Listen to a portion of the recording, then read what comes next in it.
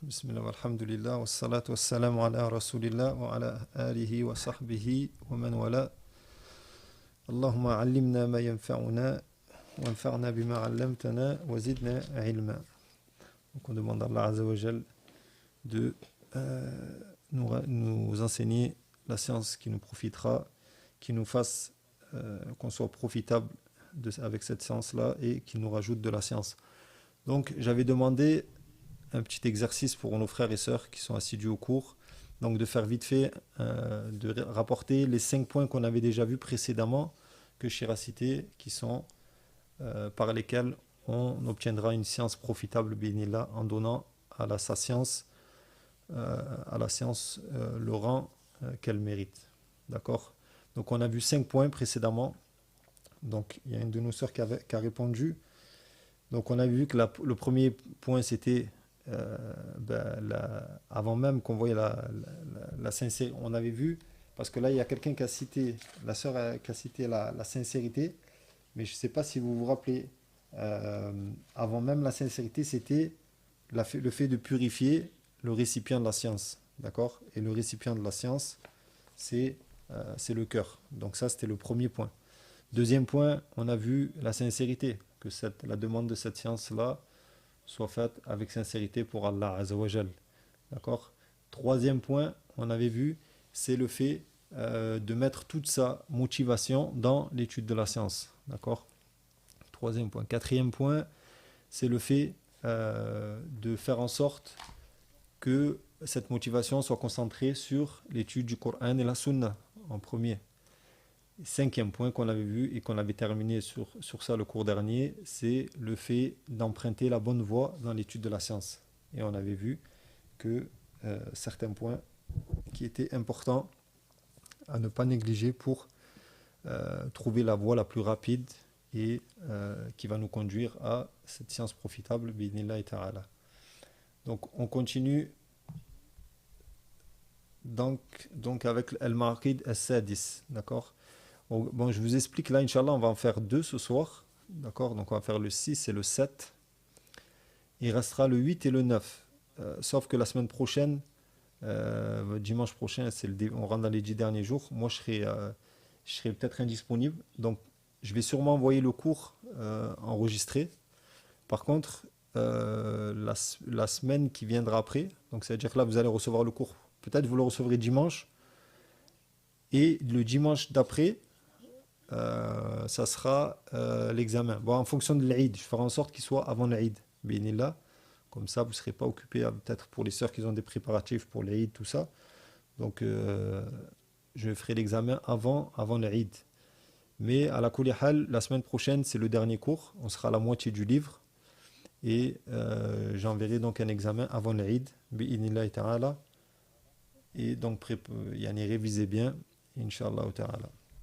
Donc, Shir nous dit ici Al-Maqidu As-Sadisu Ri'ayatu fununihi fil akhdi wa taqdimul ahammi fal muhim.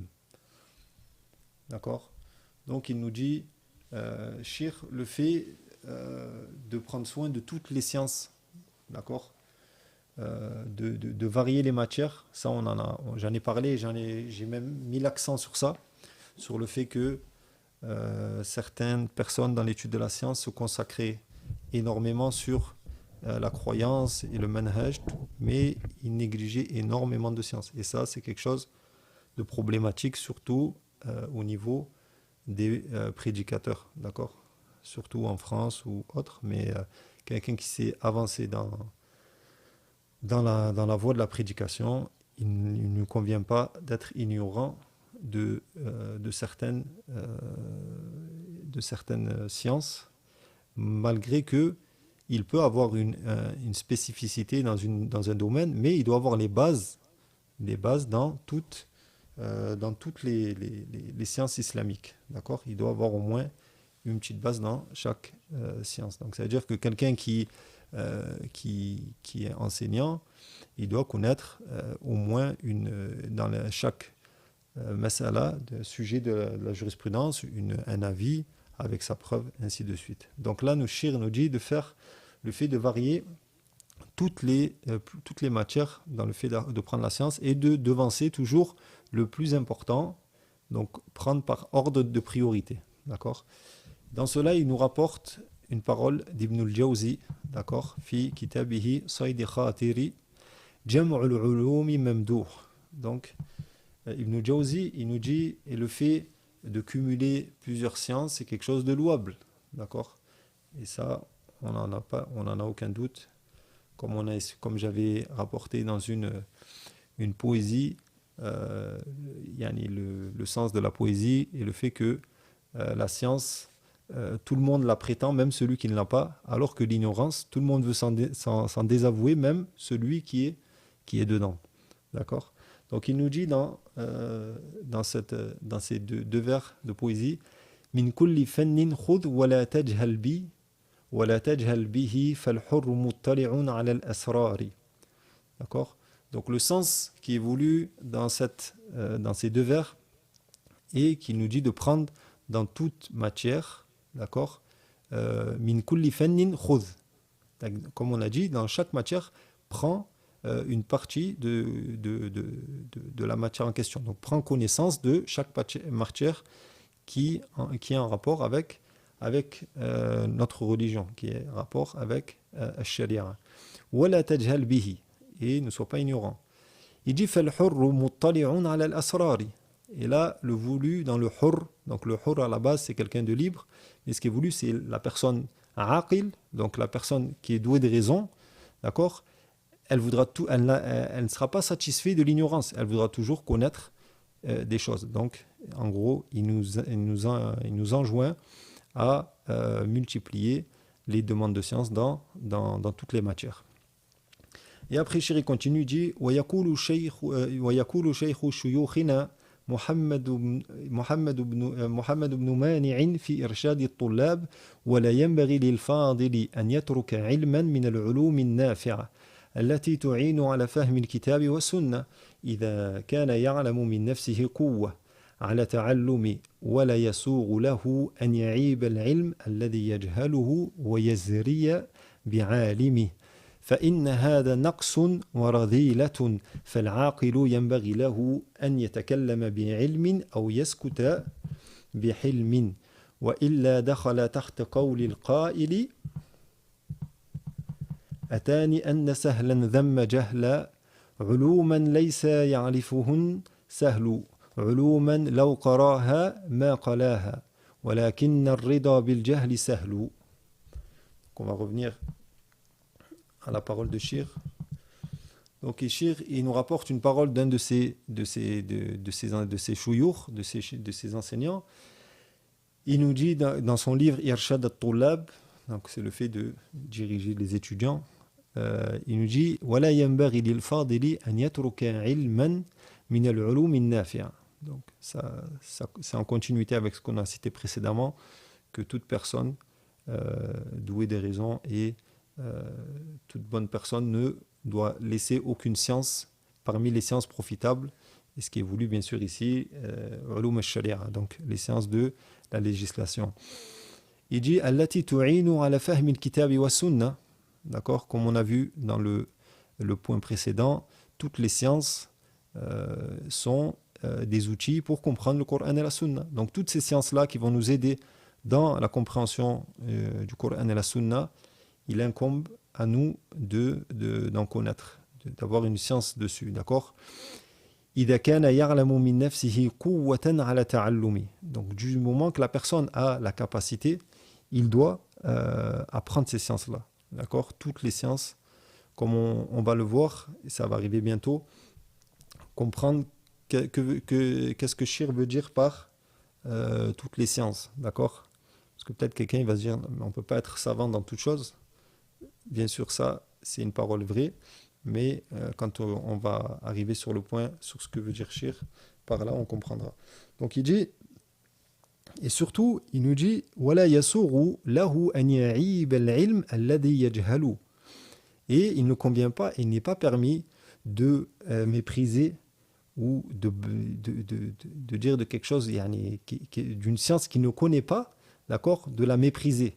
Mépriser la personne en question la connaît. Par exemple, quelqu'un, On va prendre un exemple, et ignorant des récitations du Coran. Par exemple, on sait que les récitations, dans le Coran, il y a énormément de récitations, et c'est sûr que ce n'est pas une science que tout le monde acquérit. Si la personne n'a pas pu les acquérir, donc toutes les récitations, elle ne doit pas blâmer ou mépriser celle qui la connaît.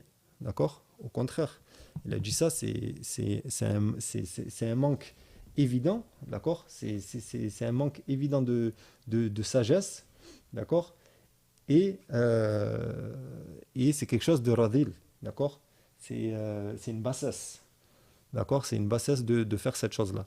Il dit فالعاقل ينبغي له أن يتكلم بعلم أو يسكت بحلم. Et la personne douée de raison, il doit ou parler avec science ou se taire avec sagesse. وإلا دخل تحت قول القائل. Il a dit, et s'il ne vient pas à parler avec science ou se taire avec sagesse, il rentrera dans la parole que nous a citée Shir qu'on a vu, et qui est en vrai une parabole sur le fait que la facilité de blâmer quelque chose qu'on ignore, d'accord, c'est quelque chose de facile de faire ça. Quelqu'un qui n'a pas la science sur quelque chose, il va blâmer cette chose-là du fait que lui, il ne la connaît pas, d'accord. Je vous donne le sens global de la poésie. Mais s'il avait étudié, en vrai, il n'aurait pas détesté ou il n'aurait pas blâmé cette chose-là. D'accord? Sauf qu'il dit la facilité et le fait de se satisfaire de l'ignorance est facile. Donc, quelqu'un qui n'a pas étudié quelque chose, qui vient à blâmer. D'accord? Et dans ça, des fois, on peut retrouver, je me rappelle, quelque chose qui était venu il y a de nombreuses années, quelqu'un de l'innovation en Égypte, donc, on sait très bien que en général, les gens de l'égarement ne donnent pas l'intérêt au tawhid qu'ils devraient leur donner. D'accord? Nous, les gens de la sunna, d'accord, et du consensus, sunnat al-jama'a, on prend soin du tawhid, d'accord, et de ce qui va l'annuler, le shirk, et on donne la plus grande importance, car tous les prophètes ont été envoyés avec ce message principal. D'accord? Et cette personne-là, cette gens de l'innovation, a dit le tawhid, ça c'est quelque chose qu'on en parle 10 minutes et c'est bon, c'est fini, c'est plié. Alors qu'on a vu que des prophètes en ont parlé pendant Nuh alayhi salam, pendant plus de presque 1000 sana, ila 50 am, donc 900 ans, voire plus. Pareil pour tous les prophètes. وَلَقَدْ بَعَثْنَا فِي كُلِّ أُمَّةٍ رَسُولًا أَنْ يَعْبُدُوا اللَّهَ وَيَجْتَنِبُوا الطَّاغُوتَ. Et on a envoyé tous les prophètes avec un message: adorez Allah seul et unique et écartez-vous des taghut. D'accord? Donc cette personne-là était exactement dans ça. Vu que ces gens-là n'ont pas appris le tawhid, donc ils vont au grand public et leur disent non mais eux, ces gens-là qui sont toujours à parler de tawhid, c'est quelque chose de simple, c'est quelque chose en 10 minutes c'est plié. Donc ça m'a fait rappeler cette parole-là. Mais ça c'est dû fait à son ignorance et encore plus sa bassesse d'esprit, qui est le fait de ne pas savoir donc, que cette chose-là est la plus importante des choses, et que sur cette chose-là se base tout le reste. Et comme on sait, si la base est mauvaise, tout le reste sera mauvais. Et en plus de ça, en rigoler. Et ça, c'est quelque chose qui est un audio qui est présent même sur Internet. Wallahu al-musta'an. Donc il dit وإنما تنفع رعاية فنون العلم باعتماد أصلين. Et il a dit, donc prendre soin, quand on va prendre ces sciences-là, d'accord, ces divers domaines dans la science, il faut qu'on observe deux principes, d'accord, deux choses importantes. Il a dit باعتماد أصلين, donc de prendre soin, de s'appuyer sur deux choses-là. La première des choses, et ça on le répète souvent, et Shir, et c'est pas pour rien, même Shir l'a répété au moins 3 reprises, et le fait de تقديم الأهم فالمهم مما يفتقر إليه المتعلم في القيام بوظائف العبودية لله. D'accord? Le fait de toujours devancer, d'accord? Toujours faire en sorte de commencer par le plus important, puis l'important. Comme on a dit, on ne dit pas que le reste n'est pas important. Non, c'est une erreur aussi. Donc toujours, la bonne chose est toujours dans le milieu, d'accord? Ni dans le trop, ni dans le pas assez. Donc quelqu'un qui se consacre par exemple, on va donner un exemple, que au tawhid, on va lui dire c'est une erreur. Celui qui délaisse tout le tawhid, on va dire c'est une erreur encore plus énorme. Mais il faut prendre au milieu, c'est-à-dire donner une énorme, le plus important de son appel au tawhid et à ce qu'il annule, donc le shirk, sans délaisser les autres, euh, les autres sciences.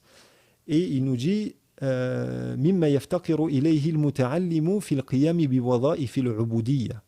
Donc là, en gros, il attire l'attention sur ce que je vous ai cité donc la dernière fois, qui est la règle, d'accord, qui va déterminer ce qu'on fait devancer à autre chose, c'est tout ce que le musulman lui est incombé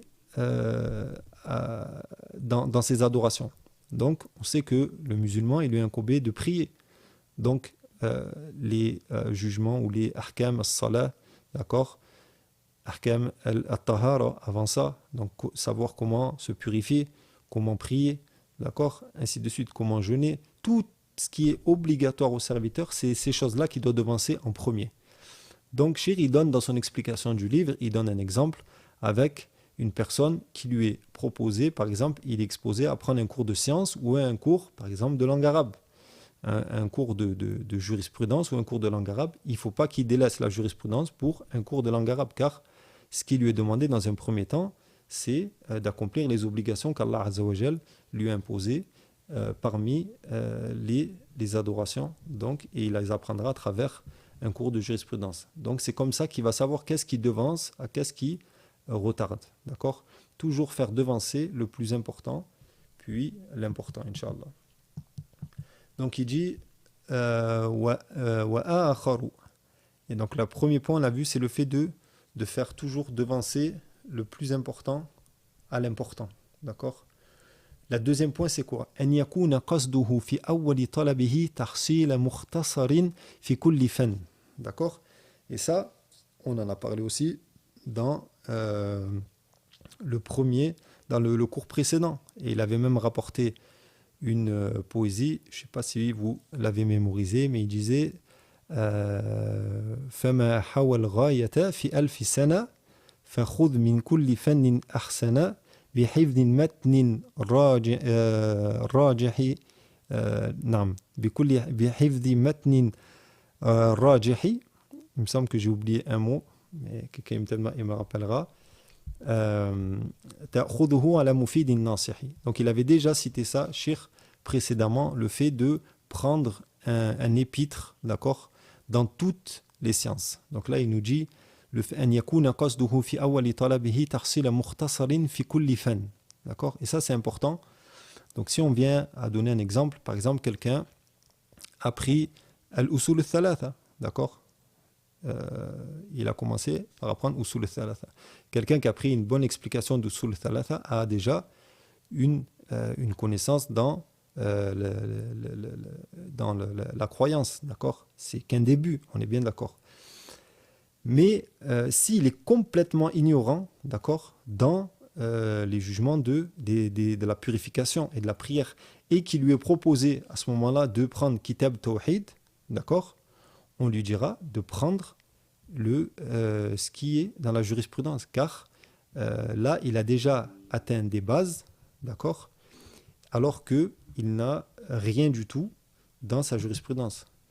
Donc, il ne faut pas qu'il délaisse alors que les deux sont bien, d'accord, on voit que c'est quand même c'est du tawhid, mais non, il prend et il avance ainsi de suite, d'accord. Maintenant, s'il vient à avoir appris comment ça s'appelle, ce qui lui est obligatoire dans la jurisprudence, et qu'il devient exposé à étudier ou Kitab Tawhid ou quelque chose dans le Tajwid par exemple, ou quelque chose dans une ilm qui ne lui est pas obligatoire, alors là, comme on a dit, on devance toujours le plus important.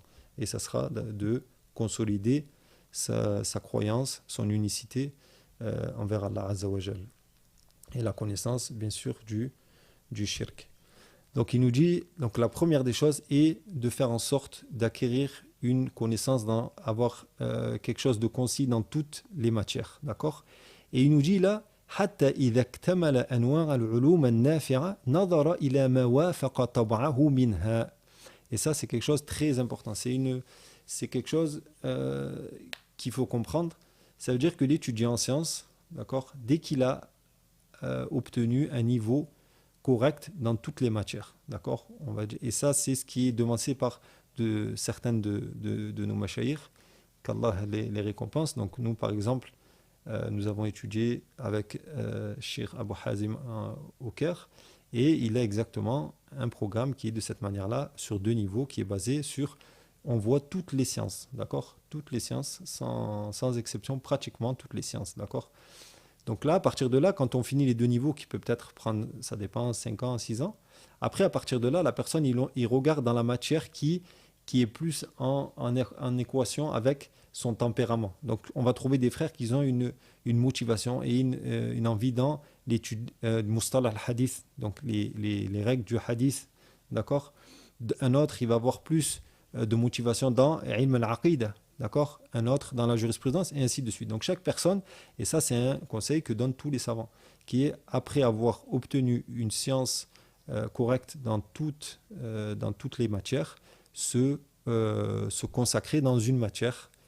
Et, comme on va voir, si on peut avoir plus qu'avoir une spécificité dans plus d'une matière, ben, c'est, comme on dit, lumière sur de la lumière. Donc il dit حتى إذا اكتمل نظر إلى ما وافق طبعه منها وآنس من نفسه قدرة عليه فتبحر فيه سواء كان فنا واحدا أو أكثر. Comme il a dit, que ça soit se spécifier dans une matière ou plusieurs. Et il nous dit, et il nous rapporte une poésie d'un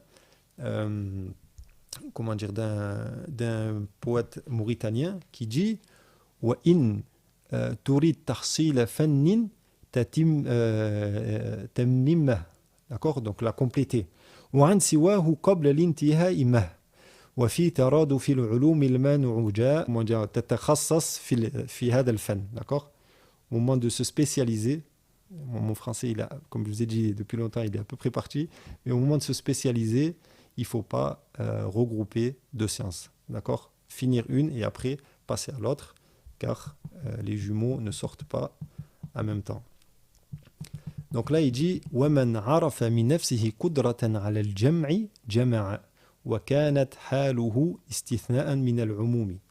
Et il dit, comme je vous ai cité précédemment, et celui qui sait de lui qu'il a une grosse capacité, alors qu'il fasse le fait de se spécialiser, qu'il le fasse dans plusieurs sciences, d'accord. Et il dit, et ça c'est pas la base, c'est plutôt une exception. Une personne qui a cette capacité-là est une exception et qui n'est pas la généralité des gens, d'accord. Istithna'an min al-umum, c'est une exception de la généralité, d'accord. Et il évoque dans son explication, Shir, que pour certaines personnes, le fait de se spécialiser dans plusieurs matières peut devenir obligatoire. Il dit, au moment où cette personne est vraiment, ces mashayikh, donc ces savants, ils ont vu en lui une vraie capacité, il a une énorme mémorisation ou une compréhension qui dépasse la normale. Alors, à partir de là, lui, il lui sera peut-être obligatoire de se spécialiser dans tout ce qui peut des sciences, car ça rentrera dans le fait de préserver la religion, d'accord. Comme on sait que préserver la religion est un fard ayn, d'accord, un fard kifaya. Si la science des savants, si il y a assez de personnes qui accomplissent ces choses-là, alors ça tombe pour les autres, d'accord. Mais c'est pour ça que quand les savants trouvent une personne, et il rapporte une anecdote sur Cheikh Mohamed Amin al-Shankiti, d'accord, que c'est mashayikh, qui est un savant très connu de Mauritanie, qui a un tafsir très connu qui s'appelle Adwa al-Bayan, d'accord. Quand ils ont vu sa capacité à mémoriser, à comprendre, ces savants lui ont obligé, entre guillemets, lui ont dit, il incombe à toi de te perfectionner dans plusieurs sciences. C'est pour ça qu'à travers son tafsir, on voit qu'il a énormément de sciences dans énormément de matières. Donc on a terminé avec ce point-là. Donc on a vu alors le fait de varier les matières, tout en commençant par le plus important. Et on a vu que ça passait par 2 points. D'accord? Donc là, on passe au As-Sabir, Al-Ma'aqid As-Sabir, au 7e point base que Shir nous dit, qui est important à, à bien faire en sorte qu'il soit, comme on a vu dès le départ, il a dit en fonction de ta perception et ta mise en pratique de tous les points qu'il donnera, tu parviendras à avoir une science profitable. Bi'idhnillah. Donc là, il nous dit Shir al-Ma'qid as-Sabi', al-Mubadaratu ila tahsili. Donc le fait de se précipiter dans l'acquisition de cette science. Et le fait wa ikhtinami sinni as-siba wa shabab. Et le fait de profiter, d'accord, de la jeunesse, d'accord, de quand on est jeune. D'accord, siba, ça peut même rentrer dans l'enfance et la jeunesse. D'accord, il faut profiter au maximum de ce temps-là. Et il est même venu un hadith dans ça, le prophète alayhi salatu salam nous a dit profite de ta jeunesse avant ta vieillesse. D'accord. Donc là, il nous rapporte la parole de l'imam Ahmed.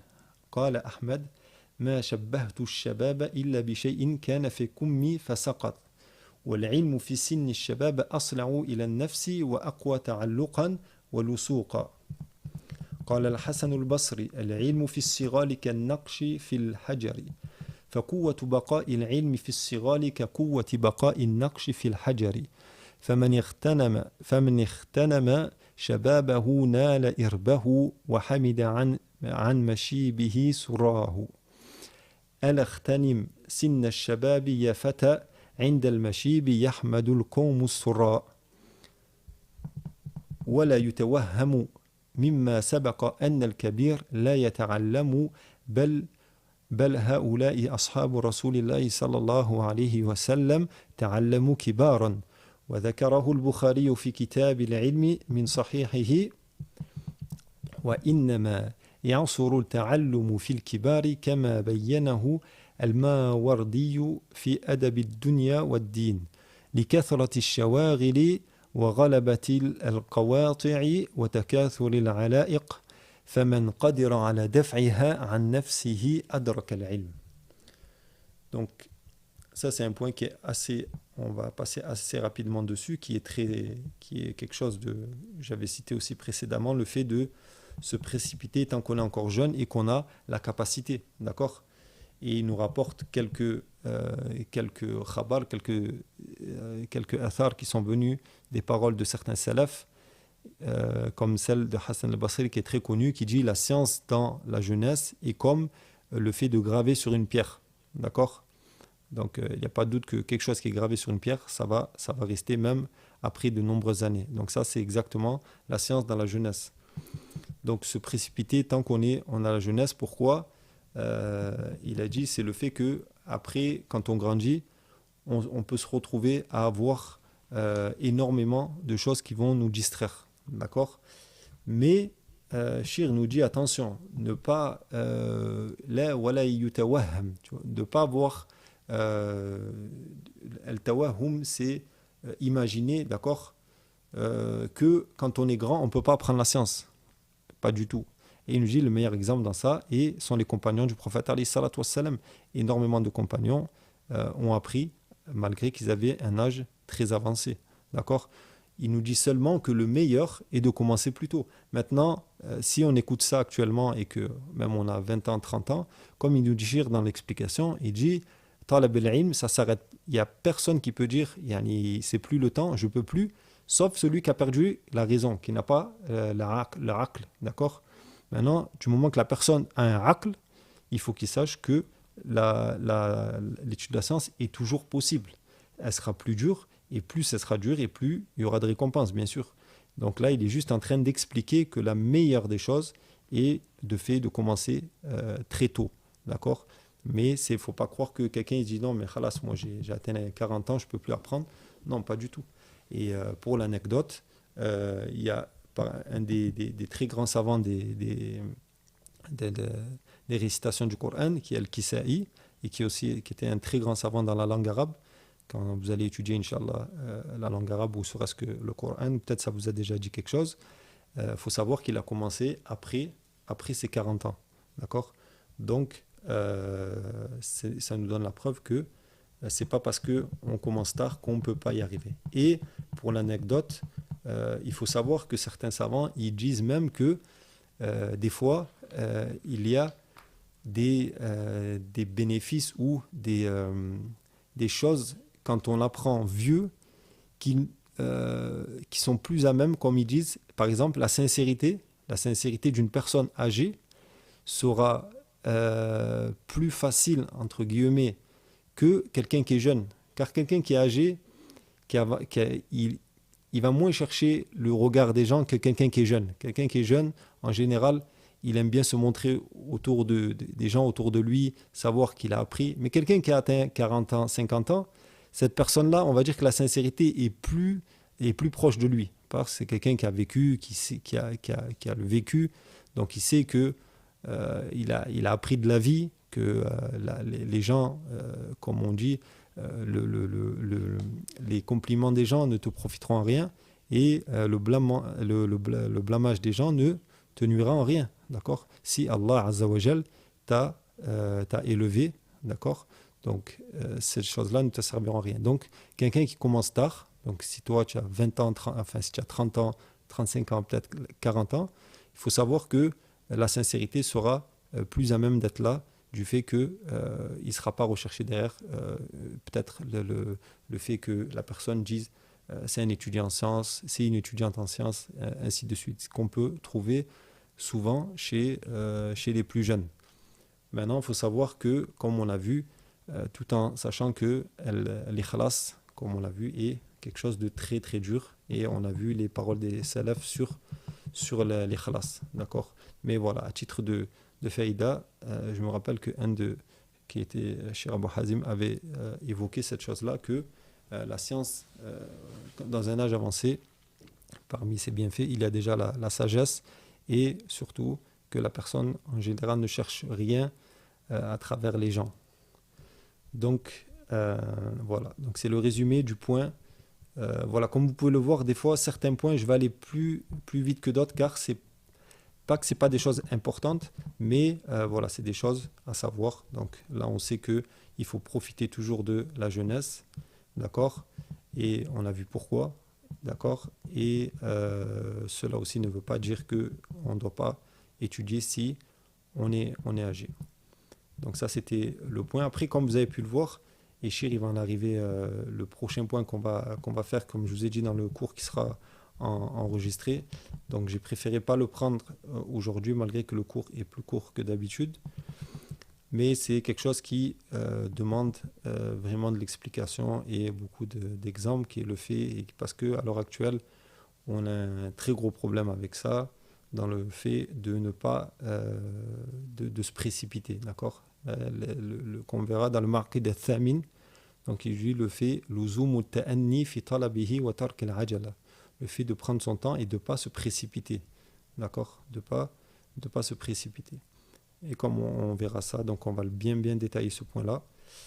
Donc voilà, pour aujourd'hui, on va s'arrêter à ce point-là. Et Inch'Allah, si vous avez des questions, n'hésitez pas, Inch'Allah. Donc pour les sœurs, vous pouvez poser les questions dans le groupe, et les frères, vous pouvez lever la main directement et poser votre question, Inch'Allah.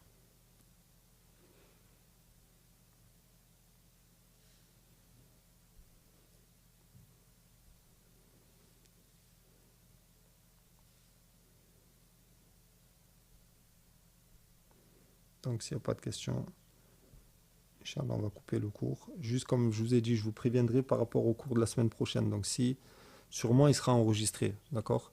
Et sachez donc, la semaine d'après, avant l'Eid, il y aura l'examen qui sera envoyé, Inch'Allah. Dans le groupe sera expliqué comment se déroulera l'examen, combien de temps, tout ça. Voilà, on va terminer. Subhanakallahumma wa bihamdik, ashhadu an la ilaha illa ant, wa nastaghfiruka wa natubu ilayk. Assalamu alaikum wa rahmatullahi wa barakatuh.